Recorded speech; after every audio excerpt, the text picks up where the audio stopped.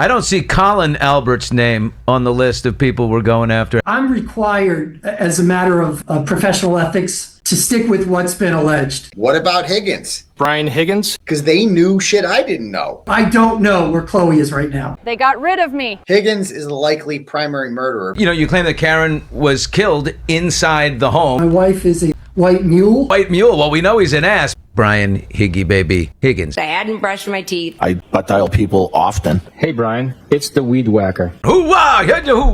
Karen didn't kill John. Higgins is the likely primary murderer, but Karen lost beam by never discussing the Higgins flirting and texts. It appears we discovered why Karen Reed's legal team failed to really understand that Brian Higgins killed John O'Keefe in season 1, and the reason why we all started to blame Lil Colin Albert for the murder. Let's watch. Would you describe the text messages between Brian Higgins and Karen Reed as flirtatious in nature? Nah.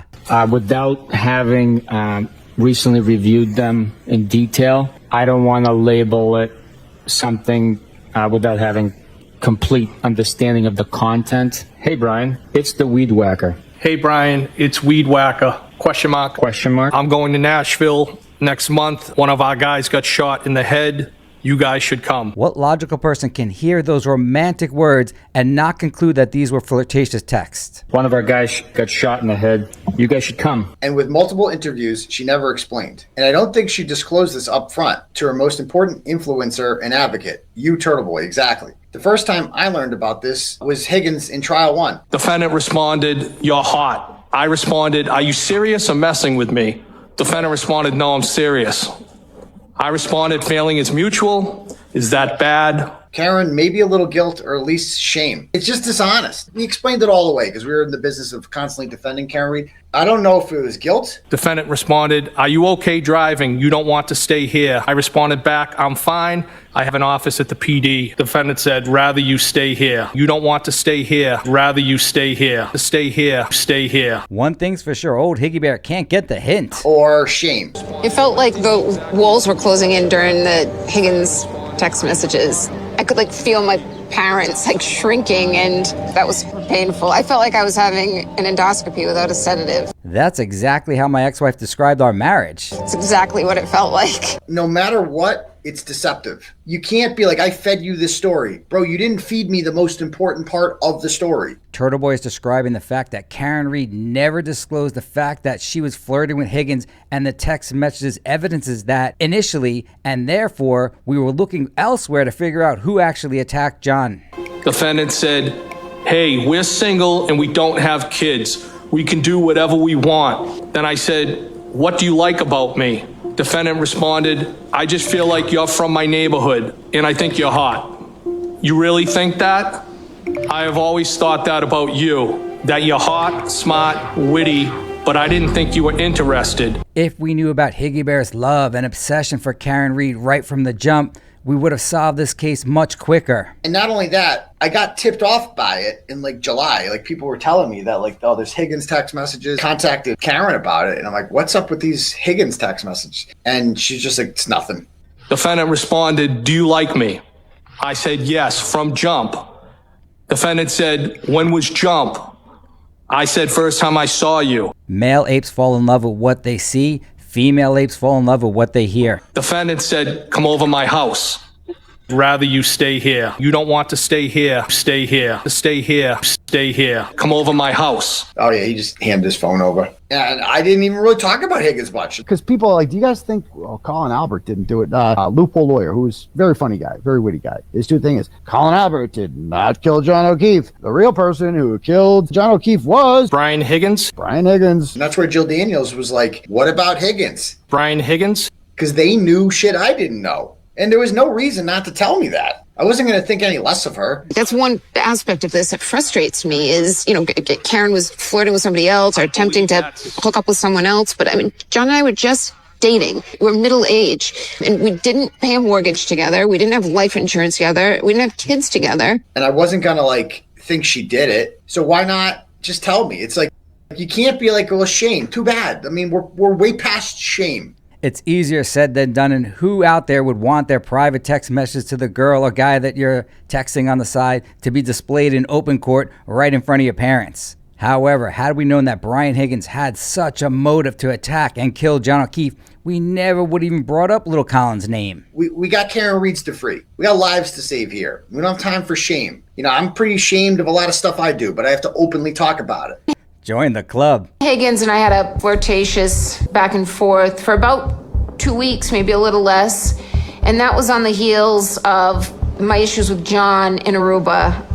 Karen's defending herself in a civil trial while also launching a civil suit the other direction. Lawyer and the team that's leading this charge is Charles Waters at Sheehan Finney. And after being acquitted of the murder charges, Karen Reed, along with Alan Jackson, sought out to retain a law firm to represent her in her lawsuits against the various defendants. The folks that are behind this masterpiece that is the new complaint. The complaint names 8 defendants. Former Massachusetts State Police investigator Michael Proctor. Oh, fuck her, bitch. No nude so far. Sergeant Yuri Buchanan. I just want you to know who I am. Lieutenant Brian Tully. Brian and Nicole Albert. I butt dial people often, plowed and then pulled out. Jennifer and Matt McCabe. I hadn't brushed my teeth. And the ATF agent. I'm a special agent with the United States Department of Justice, Bureau of Alcohol, Tobacco, Firearms, and Explosives.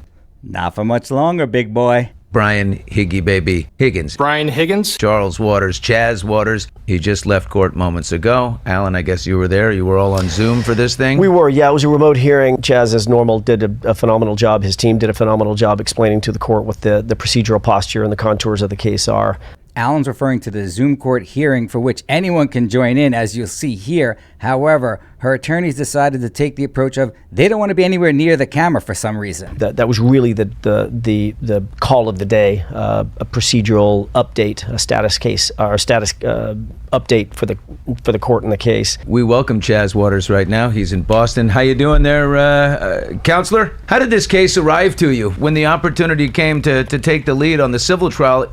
For her on offense, was it easy convincing? Great question by Billy. How did this case get you? And more importantly, how much did you celebrate once you got it? The case is probably valued anywhere between $10 and $50 million. She's hiring these attorneys most likely on a contingency basis. That means Karen doesn't have to pay them a dime unless and until they recover any money on her behalf. And most larger plaintiffs firms that handle these types of cases will advance every single dollar for any expert or any expense, and then they will only get it back if and when they recover. I have to tell you that you're very well thought of in our house because my wife is a white mule. Karen's lawyer avoids Billy's question and instead calls his wife an old white mule, and apparently Billy loves it. Anybody that's a white mule suddenly is turned into a great person and is spoken highly of, and I know you fall in that category. White mule, well, we know he's an ass. That Alan and Karen came to Sheehan Finney, and we knew right away that this was a great match. Sheehan Finney is the name of the law firm that Karen Reed retained. The folks here at Sheehan Finney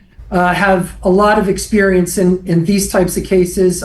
That may be true, but they need more experience in how to broadcast better, including how to properly frame and light each subject. Though there's no case like this, the three of us are really well equipped to take on a case like this from a technical perspective and an experience perspective. Then when we got to know Karen and Alan better, and and Karen's family, her parents, it was just an easy match. Chaz, in your suit, you claim that Karen was killed inside the home of Nicole and Brian Albert. What type of investigation have you conducted on your own to determine that actually is the case? You claim that Karen was killed inside the home. I'm not sure the complaint alleges that Karen was killed in the home, but it is a good question. What investigation did you do to determine whom, if anyone, was killed in the actual home? It was in the home, and I guess that includes garage. The complaint sets it all out, and the complaint is very detailed, that these injuries are consistent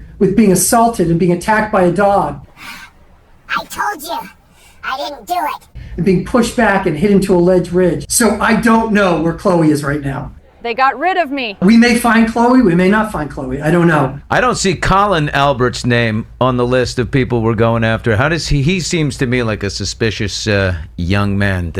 I've explained before that if the complaint fails to name Colin Albert as a defendant, that's going to show us that all the evidence that is in the possession of her attorneys indicates there's not enough there at all to even think he was involved with the murder of John O'Keefe, and that's exactly what happened. Say the least. Is he part of it just because, could he be part of it, or he just didn't get a name check? Well, Billy, I'm required as a matter of professional ethics to stick with what's been alleged. That's exactly what I've been saying, and now I understand why everyone initially thought falsely that Lil Colin Albert was involved. We hear from Turtle Boy, who had no idea initially that Brian Higgins was in love with Karen. Had he known that then, perhaps he would not have blamed Lil Colin Albert or looked for some alternative when the obvious killer, Brian Higgins, was right in front of his eyes. But I'm going to leave it up to the complaint to make any points about Colin Albert. Separately from that, if we pursue discovery